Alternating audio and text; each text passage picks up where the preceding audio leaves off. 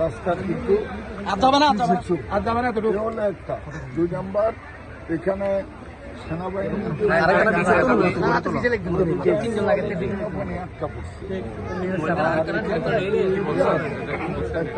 বলা হয়েছে বৃদ্ধি করছে সে সিদ্ধান্ত পারমানেন্টলি আমরা দেখবো হোয়াট ইজ দ্য প্রবলেম, কি কারণে পানিটা নামে।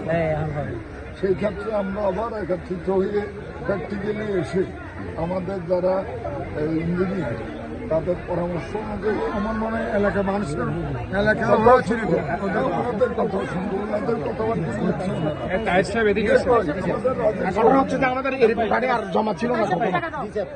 আপনি বলেন যে এখানে কি করলে আমরা একটা ভালো ফল পাই, বিকজ আপনি তো এক্সপেরিয়েন্স। এই যে রিটার্নিং ওয়ালটা হয়েছে স্যার, আগে এইটা স্যার ওপেন ছিল, এই পানিগুলো দ্রুত খালে চলে যেত অটোমেটিক, কিন্তু এখন ঘেরা দেওয়ার জন্য এখানে শুধু একটা পোর্শন আমরা খুলে দিতে পারছি এই ব্রিজের পাশে।